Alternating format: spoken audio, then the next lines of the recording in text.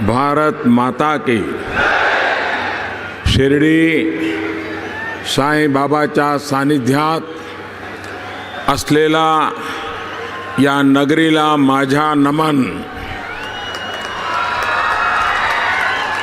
महाराष्ट्र आणि अहमदनगरच्या सर्व बंधू भगिनींना उद्याच्या श्रीरामनवमीच्या खूप खूप शुभेच्छा। कुछ समय पहले जब मैं आपके बीच आशीर्वाद लेने आया था, तब आपने जितना प्यार दिया था, आज उससे भी अधिक स्नेह मैं इस समय महसूस कर रहा हूं और ये मेरा सौभाग्य है। मैं आज आप लोगों से एक शिकायत करना चाहता हूं। करूं क्या? बुरा तो नहीं मानोगे ना? अरे चुनाव है भाई, कोई बुरा मान जाए तो मुसीबत हो जाए। बुरा नहीं मानोगे ना? करूं शिकायत? पक्का? प्रॉमिस? देखिए, मैं 5 साल पहले इसी तारीख को आपके बीच में आया था, लेकिन उस समय आधे लोग भी नहीं थे। और आज क्या कारण है? डबल से भी ज्यादा लोग हैं।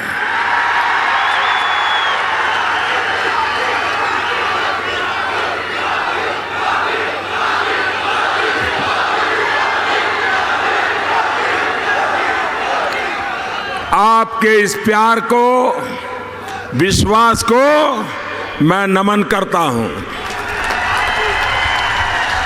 भाइयों और बहनों, वाकई आपने इतनी गर्मी में यहां आकर मुझ पर कर्ज और बढ़ा दिया है। साथियों, ये भूमि तप, तपस्या की, सेवा की, श्रद्धा की, सबका साथ सबका विकास की भूमि है। साईं बाबा का संदेश हो या फिर लोकमान्य तिलक का, स्वराज्य का संकल्प और अब सुराज्य के लिए हमारी यात्रा, इसी धरती ने ऐसे महान संस्कार देश को दिए हैं। आपके सहयोग से इन्हीं संस्कारों को मजबूत करने की कोशिश आपके इस सेवक ने भी की है। बीते 5 वर्ष में जन भागीदार से चलने वाली एक मजबूत निर्णय लेने वाली सरकार दुनिया ने भारत में देखी है। उससे पहले 10 वर्ष तक, याद है ना 10 वर्ष कैसे गए? रिमोट सरकार के 10 वर्ष कैसे थे, याद है ना? हर दिन अखबार में खबरें क्या आती थी? हर दिन घोटाले, घपले, फैसले न लेना। सरकार को भी दुनिया ने अच्छी तरह परखा है। आज दुनिया भारत को महाशक्ति के रूप में अनुभव कर रही है। तो बीते 5 वर्ष की आपकी मेहनत का परिणाम है। अब आपको तय करना है, जब इस बार आप वोट देने जाएंगे, आप देश का फैसला करने जा रहे हैं। देश किस दिशा में जाएगा, इसका फैसला करने जा रहे हैं। तब आपको तय करना है कि अब देश में ईमानदार चौकीदार चलेंगे या भ्रष्टाचारी नामदार। हिंदुस्तान के हीरो चलेंगे या पाकिस्तान के पैरवीकार। साथियों, एक तरफ कांग्रेस और एनसीपी की महामिलावट की खोखले वादे और दूसरी तरफ एनडीए की महायुति के बुलंद इरादे, पर अगर आप नजर डालेंगे तो आपको तय करने में और आसानी हो जाएगी। जब कांग्रेस एनसीपी की सरकार थी तो देश सिर्फ गाँव ही झेलता था। कभी मुंबई में बम धमाके, कभी यहां पड़ोस में पुणे में धमाके होते थे। आज आए दिन हम उस समय बम धमाके देखते थे, आए दिन होते रहते थे। कभी ट्रेन में धमाके, कभी बस में धमाके, कभी स्टेशन पे धमाके। उन बम धमाकों में कौन मरता था? इन बम धमाकों में कौन मरता था? इन बम धमाकों में कौन मरता था? हमारा किसान, व्यापारी, विद्यार्थी, नौकरी पेशा, मजदूर, यानी हर किसी की जान पर संकट था। 5 वर्ष में आपने इस चौकीदार की सरकार भी देखी है। अब वो बम धमाके कहां गए? साथियों, इस चौकीदार ने आतंक के सरपरस्तों में ये डर बिठाया है कि उनकी एक भी गलती उन्हें भारी पड़ जाएगी। ये चौकीदार उन्हें पाताल से भी खोज करके निकाल लाएगा और उन्हें सजा देगा। भाई और बहनों, याद करिए, पहले जो सरकार थी वो पाकिस्तान के सामने, दुनिया के सामने कैसे कमजोर लगती थी। हमारे जवान बदला लेने की मांग करते थे, लेकिन सरकार को सांप सूंघ जाता था। चौकीदार की सरकार पाकिस्तान में आतंकियों के घर में घुसकर मारने के लिए अपने सपूतों को इजाजत देती है। घर में घुसकर मारना चाहिए कि नहीं मारना चाहिए? मारना चाहिए कि नहीं मारना चाहिए? अब भारत ने दुनिया के सामने दुहाई देना बंद कर दिया है। आप मुझे बताइए, आप इस मजबूत भारत से खुश हैं? घर में घुसकर आतंकियों को मारना की नाती आपको मंजूर है? भाइयों और बहनों, आप तो खुश हैं, लेकिन उनका क्या करेंगे जिन्होंने बरसों पहले देश की भावनाओं को समझना ही छोड़ दिया? साथियों, इस बार तो हद ही हो गई है। कांग्रेस, एनसीपी ऐसे लोगों के साथ खड़े हैं जो कह रहे हैं कि जम्मू कश्मीर को भारत से अलग कर देंगे, जम्मू कश्मीर में अलग प्रधानमंत्री बना देंगे। मुझे कांग्रेस के लोगों से कोई उम्मीद नहीं है, क्योंकि ये पाप उन्हीं की पैदावार है। लेकिन मुझे समझ नहीं आता है कि शरद राव पवार को क्या हो गया है।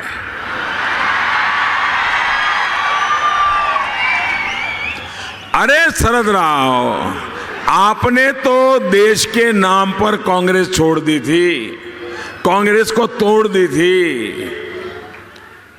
अब देश में 2 प्रधानमंत्री होने की बात पर आप कब तक चुप रहोगे? कब तक चुप रहोगे?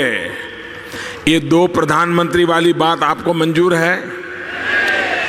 जिस कश्मीर के लिए देश के हजारों जवानों ने बलिदान दिया, क्या वो कश्मीर के टुकड़े होने देंगे? क्या कांग्रेस से फिर हाथ मिलाने के बाद आप भी विदेशी चश्मे से भारत को देखने लग गए? अरे शरद राव, आपकी पार्टी का नाम तो राष्ट्रवादी रखा है आपने।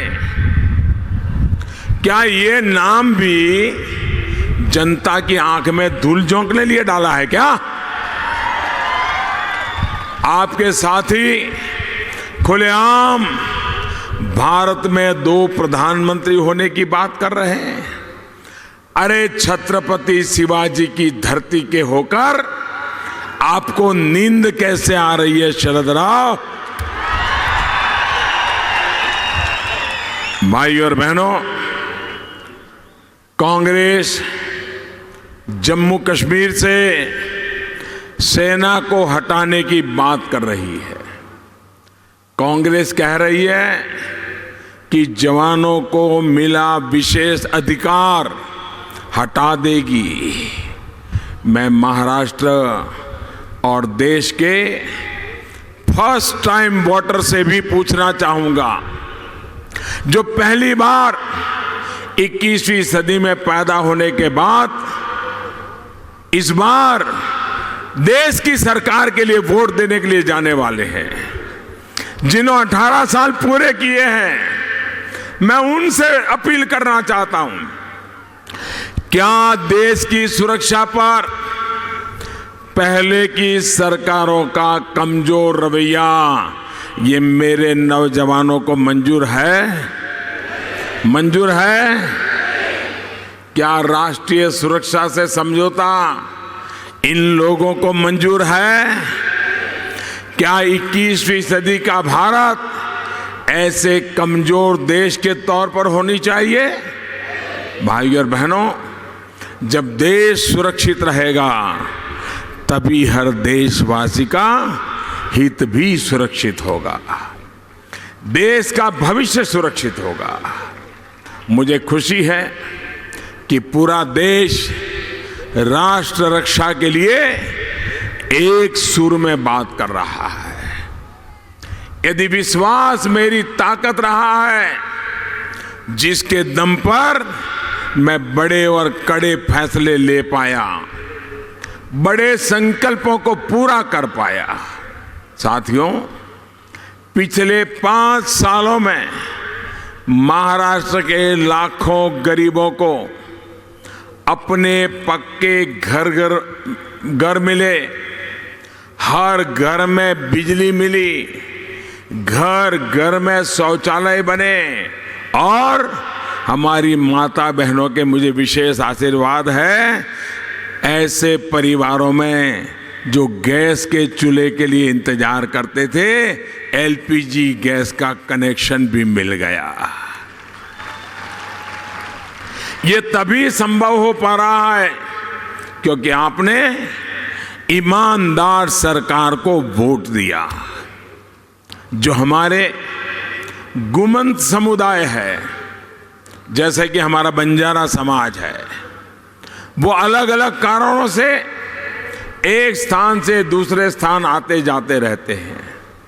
इस समाज को सरकारी मदद सही तरीके से मिल सके, इसलिए आयोग बनाने का ऐतिहासिक फैसला भी आपके वोट के कारण ही हो पा रहा है।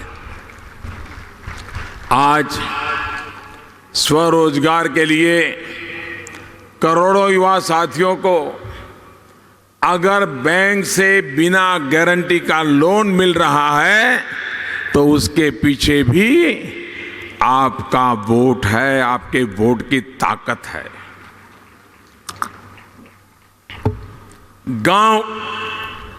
गांव में सड़कें, ये बाईपास, पुराने लटके भटके रेलवे प्रोजेक्ट्स आज तेजी से पूरे हो रहे हैं। तो इसके पीछे अगर सबसे बड़ी ताकत है तो आपका वोट है। भाइयों और बहनों, कल 11 अप्रैल को महात्मा ज्योतिबा फुले की जयंती थी। फुले शाहू आंबेडकर विचारधारा को कार्य रूप देने के लिए उस तरह का हृदय आवश्यक होता है। ऐसा हृदय व्यक्तिगत स्वार्थ और परिवार के स्वार्थ की राजनीति करने वालों में नहीं हो सकता। इसी सोच के साथ हमारी सरकार शेतकारी समाज की भी छोटी छोटी दिक्कतों का ध्यान रख रही है। पीएम किसान सम्मान योजना के तहत सीधे बैंक खाते में रुपया जमा करने का काम भी जारी है। लाखों परिवारों के खेतों में, उनके खाते के अंदर, ऐसे परिवारों के खाते के अंदर पैसा पहुंच चुका है और बाकियों को भी जल्द ही जल्द पैसा पहुंच जाएगा। साथियों, भाजपा एनडीए ने इस बार बड़े संकल्प लिए हैं। मई की 23 तारीख के बाद जब फिर मोदी सरकार आएगी, एक बार फिर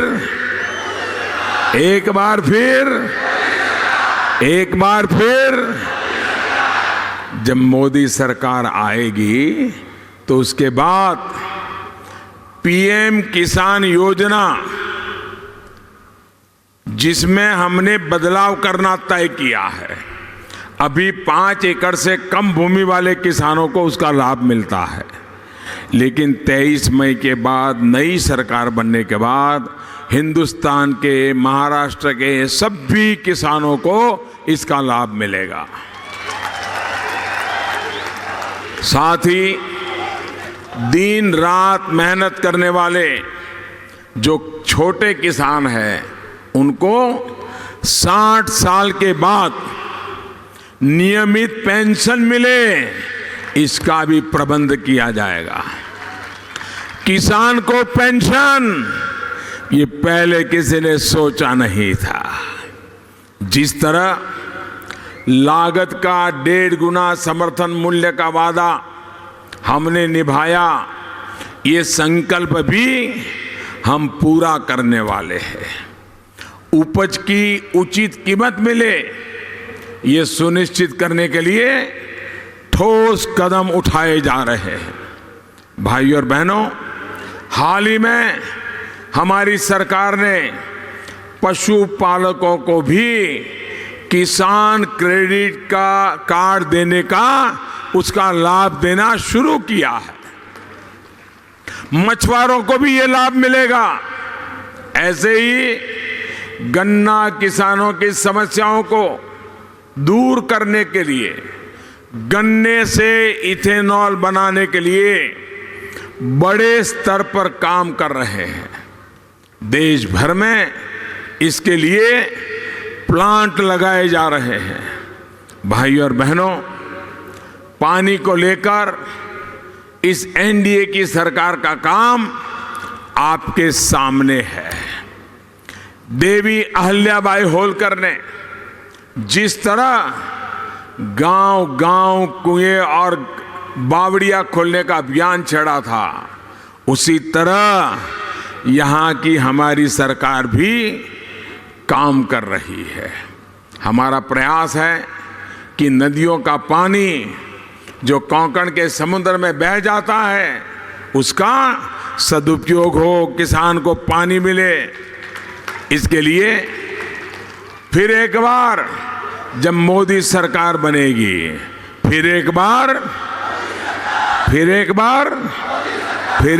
जब मोदी सरकार बनेगी, तो एक विशेष जल शक्ति मंत्रालय बनाने का संकल्प हमने लिया है। सिर्फ पानी के लिए एक अलग मंत्रालय होगा। अगर पानी की समस्या का समाधान करें तो किसान को कभी समस्या पैदा ही नहीं होगी। इसके माध्यम से देश की नदियों का, या समंदर का पानी कैसे कैसे उपयोग में लाया जा सकता है, टेक्नोलॉजी के द्वारा लाया जा सकता है, डिसैलिनेशन किया जा सकता है, इसके लिए काम किया जाएगा।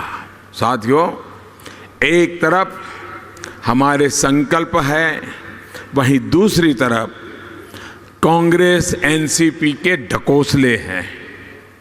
एक तरफ पानी के लिए महायुति सरकार के काम है, तो दूसरी तरफ कांग्रेस सरकार में हुए घोटाले और अजीत परिवार के शर्मनाक बयान है। ऐसे ही अपराधों की वजह से देश के लोगों ने कांग्रेस का मन और कांग्रेस की नीयत को अच्छी तरह जान लिया है, पहचान लिया है, और इसलिए अब जनता ने ही नया नारा दे दिया है, कांग्रेस हमेशा के लिए हटाओ, कांग्रेस हमेशा के लिए हटाओ, तभी देश में गरीबी दूर होगी। कांग्रेस हटाओ, तभी देश आगे बढ़ेगा। कांग्रेस हटाओ, तभी देश में आधुनिक इंफ्रास्ट्रक्चर का निर्माण होगा। कांग्रेस हटाओ, तभी देश में सबका साथ सबका विकास हो पाएगा। कांग्रेस हटाओ, तभी देश में घोटाले और भ्रष्टाचार से भारत मुक्त हो पाएगा। भाइयों और बहनों, इस बार आपका एक एक वोट महायुति के समर्थन के साथ ही कांग्रेस और उसके साथियों को सजा देने के लिए भी होना चाहिए। याद रखिएगा, ये भारत को लूटते रहे हैं, महाराष्ट्र को लूटते रहे हैं। ये लोग गरीब किसानों के दुश्मन हैं, महाराष्ट्र की जनता के दुश्मन है। हर देशवासी की आकांक्षा उनके लिए आंख में खटकती है। इस चुनाव में भी कांग्रेस ने जिस तरह तुगलक रोड चुनावी घोटाला किया है, वो देश देख रहा है, हमारे नौजवान वोटर देख रहे हैं। मालूम है ना तुगलक रोड चुनावी घोटाला? नहीं है ना मालूम? ऐसी बातें अखबार में जरा कम आती है, लेकिन टीवी पर आपने नोटों के बंडल देखे होंगे। तुगलक रोड ये दिल्ली के अंदर एक रोड है, उस पर एक बड़ा शानदार बंगला है, उस पर एक नेताजी रहते हैं, और वहाँ कैसे कैसे खेल खेले गए उसका कच्चा चिट्ठा निकल करके बाहर आए। और क्या है, मध्य प्रदेश से बोरे बोरे भर करके रुपये वहाँ आए, और जो पैसा गरीब बच्चों को कुपोषण से बचाने के लिए मध्य प्रदेश सरकार को भेजा गया था, वो पैसा लूटकर कांग्रेस चुनाव में लगा रही है। ऐसे भ्रष्टाचार को माफ करेंगे क्या? भ्रष्टाचार को सहन करेंगे? अभी तो मध्य प्रदेश की सरकार अभी बनी है, और इतने दिनों में उन्होंने बिल्कुल चारों तरफ से जमा करना शुरू कर दिया। उनकी आदत जाती ही नहीं है। दिल्ली के तुगलक रोड में बोरा भर भर के मिल रही नोटों की गड्डियां कांग्रेस की असली पहचान है। भाइयों बहनों, ये चौकीदार चौकन्ना है, ये चौकीदार ईमानदार है, और तभी तो इन चोरों को पकड़ पाया। भाइयों और बहनों, इतिहास साक्षी है कि भारत में स्वराज की परिकल्पना सबसे पहले छत्रपति शिवाजी महाराज ने की थी। मेरी आकांक्षा है कि स्वराज्य स्थापित करने के एनडीए के काम को आगे बढ़कर शिवाजी महाराज के सपनों को पूरा करने के लिए पूरी ताकत से जुट जाएं।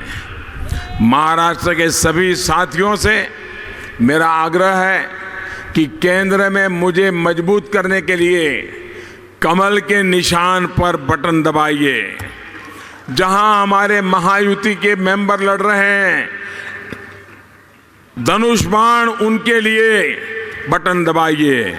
और जब आप कमल पे बटन दबाएंगे, धनुष पर बटन दबाएंगे, आप विश्वास रखिए वो वोट सीधा सीधा मोदी के खाते में जाएगा। आपका एक वोट इस चौकीदार को मजबूत करेगा, खोटी नीयत वालों को दूर करेगा। अब आप एक संकल्प लीजिए, मैं बोलूंगा उसके बाद आपको भी बोलना है। बोलेंगे? बोलेंगे? आपको बोलना है घर घर में चौकीदार। क्या बोलेंगे? घर घर में चौकीदार। बोलेंगे? पूरी ताकत से बोलेंगे, दोनों मुट्ठी बंद करके बोलेंगे। इधर वाले भी बोलेंगे, ये भी बोलेंगे, पीछे वाले भी बोलेंगे, ये मंच वाले भी बोलेंगे, सब बोलेंगे। भ्रष्टाचारियों होशियार, भ्रष्टाचारियों होशियार, भगोड़ों पर कानून की मार, बंद हुआ काला कारोबार, देशद्रोहियों पर कड़ा प्रहार, आतंक पर आखिरी बार, दुश्मन हो जा खबरदार, घुसपैठिए भागे सीमा पार।